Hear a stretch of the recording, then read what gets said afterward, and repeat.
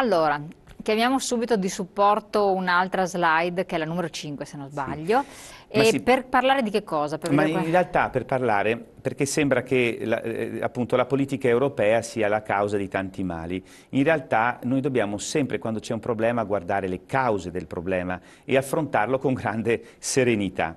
E uno dei problemi dell'Italia è sicuramente quello che dicevo poco fa, che si ragiona in termini di media nazionale, sbagliatissimo. Fu la Fondazione Agnelli tanto tempo fa che disse dobbiamo suddividere area nord, area centro, area sud, anche nel fare le analisi, gli studi. Ecco qui, vedete il residuo fiscale, quelle linee che voi vedete più sul verde, blu verso la parte alta, sono il pro capite di tasse che i cittadini di alcune regioni virtuose trasferiscono fuori regione, quei soldi non tornano più all'interno di quella data regione. La Lombardia ha il record di più di 5.000 euro pro capite, il Veneto ha un decoroso purtroppo quasi 4.000 euro che fanno sì che ogni anno il Veneto perde 20 miliardi di euro che escono fuori dalla regione e alla regione non tornano più.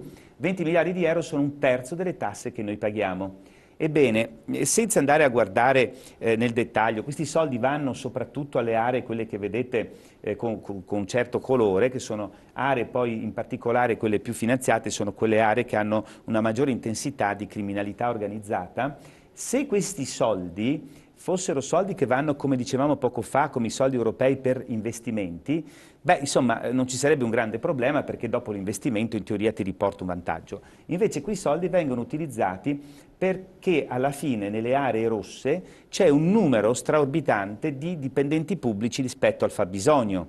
quindi sono Tanto, costose, sono delle macchine molto esatto, costose, vengono consumano dati i soldi molto. per spese di funzionamento, non per spese di investimento, creando quella forma di assistenzialismo che è alla base del nostro problema. Perché? Perché nelle zone più produttive, dove devi dare via tutti questi soldi, ti trovi alla fine che devi pagare un sacco di tasse e che le imprese diventano sempre meno competitive.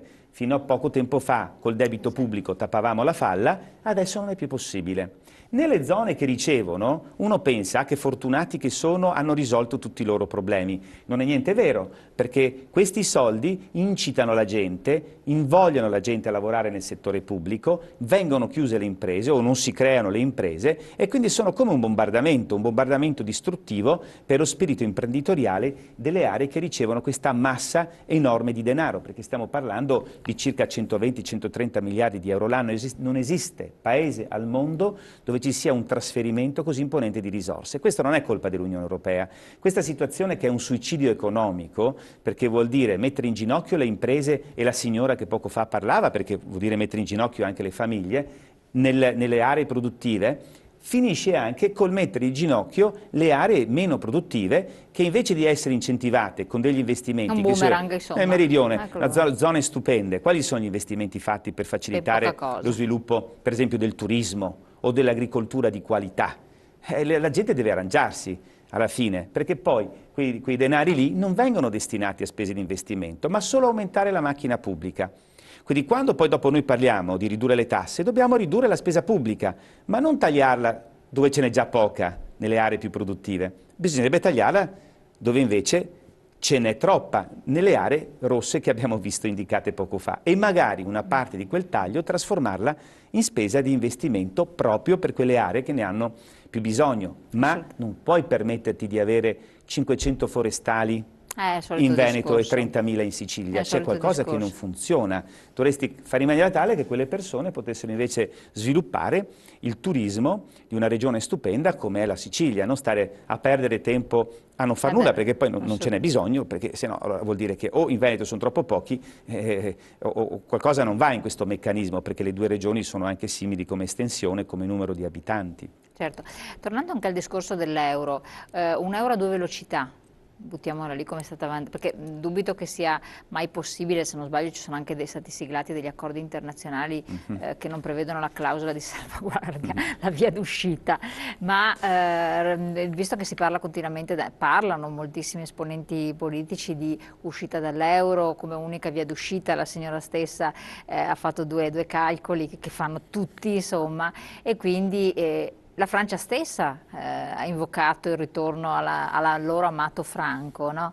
E c'è chi ha paura, insomma non è ben chiaro. Voi che rappresentate l'attività produttiva, a livello regionale? Allora, che cosa vedete? Sicuramente Avrete fatto dei calcoli, delle valutazioni? Per tutti i sistemi, tranne che per quello tedesco o per anche la capacità che hanno le nostre imprese, che abbiamo detto hanno una capacità di esportazione incredibile, se noi guardiamo la tabella numero 1, possiamo vedere che per quanto riguarda il Veneto, ma in generale anche l'Italia, il fenomeno euro, cioè la moneta unica, non ha avuto un effetto devastante come si temeva, anzi, se voi guardate la lunghezza di quelle linee, di quelle colonnine verdi che voi vedete e che cominciano da ben prima dell'euro, dal 91 e arrivano fino al 2013, dimostrano che cosa? Che con l'introduzione dell'euro, a inizi anni 2000, abbiamo avuto una leggera flessione di che cosa?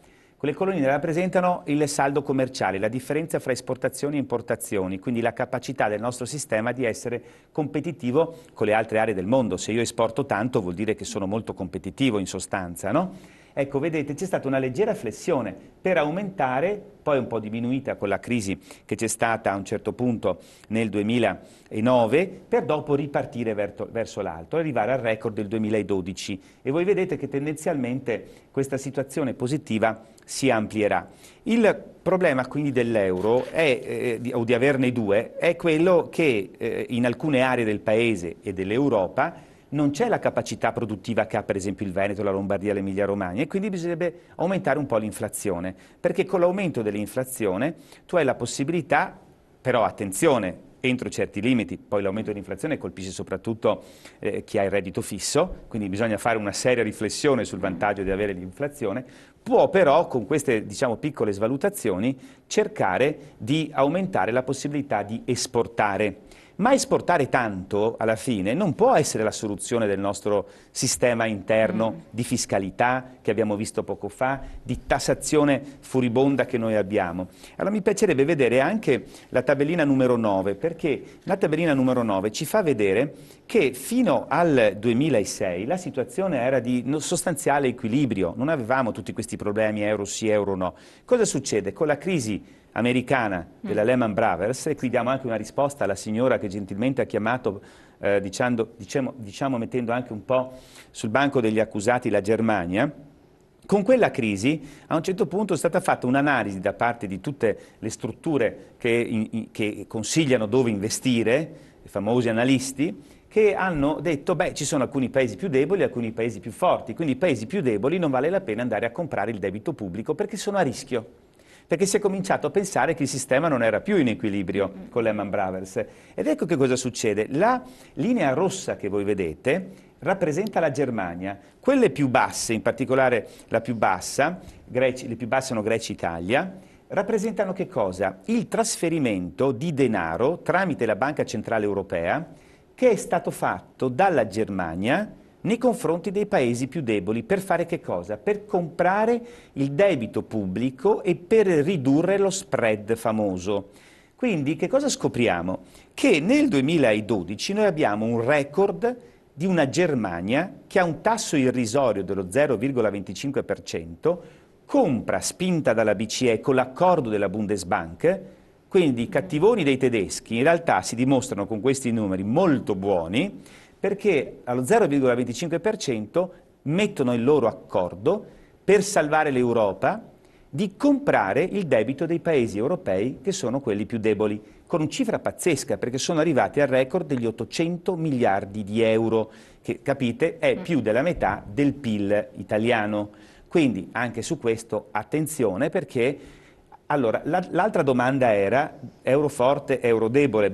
A quel punto è sempre rischioso, perché un euro forte vuol dire rimanere con una Germania che ci dà una mano. Se noi non avessimo la Germania che ci dà una mano e diventiamo euro debole, chi è che compra? Chi va a compensare quelle linee che vanno verso il basso? Cioè chi va a comprare il debito pubblico dei paesi più deboli che quindi con un euro debole sono considerati ancora meno affidabili e che quindi aumenterebbe da matti lo spread, aumenterebbe sempre di più. Quindi rischiamo di finire un po' come la Grecia. Esattamente, quindi la uscita fuori dall'euro ha una conseguenza sicura e certa, che i risparmi vengono persi. Chi ha risparmi li perde.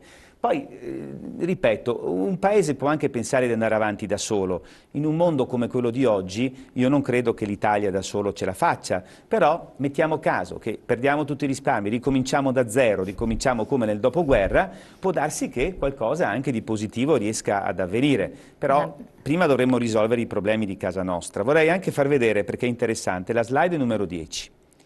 Perché questa è anche importante e ci fa vedere una situazione drammatica del debito pubblico, non solo quello pubblico.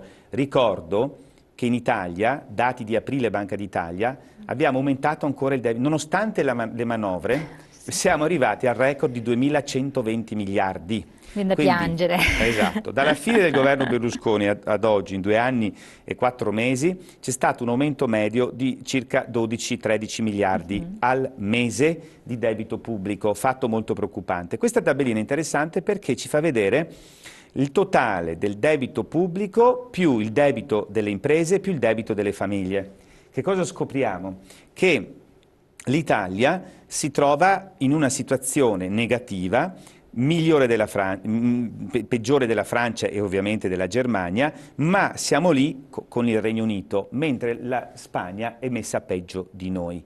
Cosa vuol dire quindi questo? Che in tutta l'Europa ci sono problemi, ma nel resto dell'Europa, essendoci meno pressione fiscale, soprattutto meno residuo fiscale, che era quella tabellina dei trasferimenti da regione a regione, cioè essendo dei sistemi più in equilibrio, il PIL cresce. Da noi invece, finché non si risolvono i problemi di questo esborso di denaro dalle regioni più competitive a quelle meno competitive, ma lì non c'è, se non si risolve questo problema, il sistema non potrà mai tornare a crescere in maniera forte e saremo sempre sul più 0,1, sul meno 0,1. Avete visto che ha fatto molto scandalo il fatto che nei primi 3 mesi ci sia stato meno. Però nel Veneto la situazione, come detta appunto anche dal nostro Presidente, è stata una situazione positiva nei primi 3 mesi. Ma questo locomotore che è il Veneto, se ha dei vagoni, facciamo questa metafora, che sono troppo pesanti, alla fine viene fermato anche lui. Quindi è interesse del Paese che l'imposizione fiscale non sia troppo alta e il residuo fiscale venga ridotto. Ma lo capisco. Perché se no è tutta l'Italia che ci perde. Ma il problema è che questo voi lo ripetete da un bel po' di tempo. Noi lo ripetiamo dal 2005-2006. Esatto, se noi guardiamo i nostri studi dell'epoca era tutto previsto. Era tutto previsto. Perché io sento che da qualche annetto che mi sembra questo concetto sia ripetuto. Ma a livello di chi ci governa o i burocrati incardinati nei vari sistemi che i politici sono loro che prendono le decisioni, a noi non interessa nulla chi è, chi non è, ma di fatto questo è compreso oppure no? O ci sono particolarismi così spinti che non consentiranno mai una visione di questo genere? E allora per le persone la via d'uscita qual è? Perché ma io direi che da quando non c'è più il sistema delle preferenze anche nella votazione del Parlamento, mentre una volta c'era un dialogo molto forte con i deputati eletti e con i senatori eletti, oggi, essendoci un sistema che non va sulla preferenza, manca anche questo forte collegamento con chi poi queste decisioni eventuali le dovrebbe prendere. Quindi io direi che la risposta è piuttosto negativa, che magari queste cose si conoscono, ma si preferisce metterci una pietra sopra sperando nella buona stella e quindi dimenticandoci di quello che abbiamo appena detto poco fa. Quindi la situazione forse più che per i numeri in sé può essere considerata preoccupante perché non solo noi ma tanti altri centri studi, università, ricordo per esempio l'università anche di Torino, ma tanti altri centri studi hanno messo in evidenza questa problematica che non vuol dire ridurre la solidarietà, vuol dire salvare il Paese. Infatti, Ridurre il residuo fiscale e quindi l'imposizione fiscale vuol dire salvare il Paese. Ovviamente se queste cose non si fanno è perché a livello politico, a livello burocratico, chi comanda forse non ha chiaro qual è l'interesse comune, l'interesse di tutto l'insieme paese. Poi è un paese grande, l'Italia, quindi un paese determinante anche per l'Europa. Quindi questo è un problema non solo italiano. Noi lo diciamo sempre anche quando siamo con i nostri colleghi delle altre regioni europee. Questo è un problema che riguarda tutta l'Europa, perché l'Italia è un grande paese, quindi come si diceva è un paese il che è molto difficile da salvare, ma che è impossibile perderlo, perché un default dell'Italia sarebbe gravissimo per gli equilibri dell'Europa. Altro che. Allora, detto questo, andiamo subito in pubblicità, poi vediamo l'ultima parte. Vorrei affrontare anche la questione relativa alle Camere di Commercio, perché è altrettanto importante, anche se mi sa che dovremmo dedicarci un'altra puntata, perché è abbastanza complessa. Pubblicità, poi torniamo con voi.